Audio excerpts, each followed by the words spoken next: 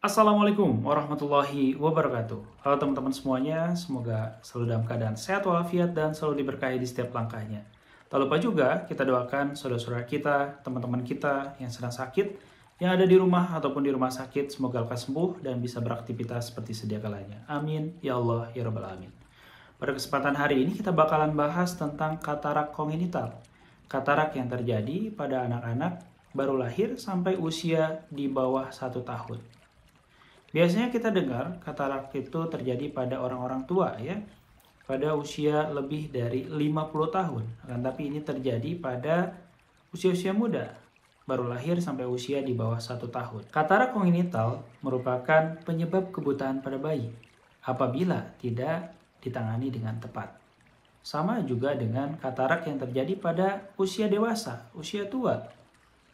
Apabila tidak ditangani dengan tepat, maka akan terjadi kebutaan.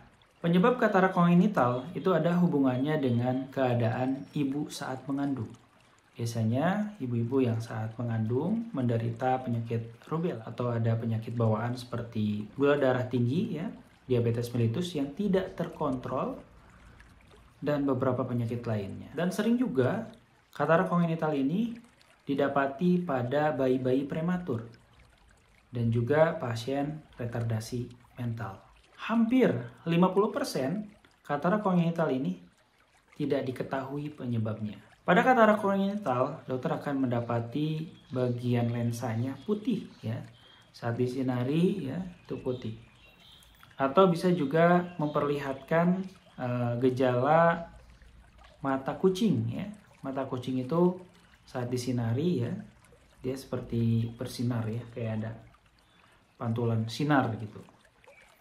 Yang normalnya ya tidak ada harusnya gitu ya. Jadi cahayanya harusnya nembus ke bagian belakang.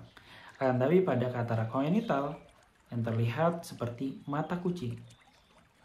Nah, apabila didapati gejala seperti itu, kita harus curiga dua hal. Pertama, bisa karena katarak kongenital. Yang kedua, bisa karena kanker mata atau retinoblastoma.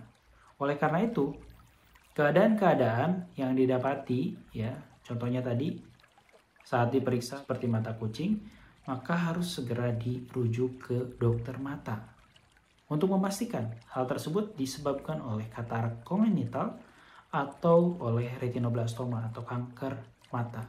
Kanker mata ini sangatlah bahaya ya, bisa sampai menyebabkan kematian. Oleh karena itu harus segera diobati. Tindakan pengobatannya pada katarak kongenital ini adalah dengan operasi. Dilakukan operasi pada katarak kongenital apabila pertama tidak ada refleks fundus karena terhalang oleh lensa yang keruh. Kedua, apabila terjadi katarak total. Kataraknya udah total, udah semuanya ya, udah semuanya putih, baru dilakukan operasi. Operasi dapat dilakukan pada bayi berusia 2 bulan ya. Apabila hal-hal tadi itu terjadi ya, bisa karena refleks fundusnya tidak ada, kedua kataraknya total, itu sudah bisa dilakukan operasi. Untuk operasinya apakah dua-duanya? Tergantung ya.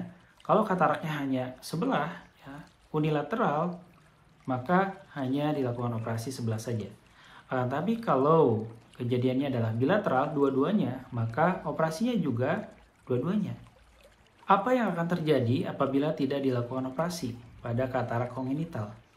Pertama, bisa terjadi juling. Yang kedua, bisa terjadi mata malas. Kenapa bisa terjadi juling? Jadi saat lensa pada mata itu keruh, ya, maka pasien akan mencari lensa yang masih bagus, ya, sedikit bagus.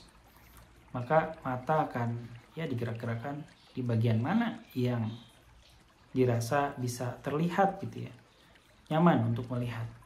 Mata bisa terjadi mata juling. Yang paling ditakutkan apabila tidak dilakukan penanganan secara tepat, yaitu tadi akan terjadi kebutaan. Oleh karena itu, kita semuanya harus memiliki peran. Keluarga harus memiliki peran. Tim medis juga harus memiliki peran dalam menangani katarak ini. Katarak kongenital ataupun katarak pada usia tua. Apabila tidak ditangani dengan tepat, maka bisa terjadi kebutaan. Sekian yang bisa saya sampaikan, semoga bermanfaat, semoga bisa mengedukasi teman-teman semuanya, dan bisa memberikan informasi pada teman-teman yang sedang mencari info tentang katarak kongenital. Assalamualaikum warahmatullahi wabarakatuh.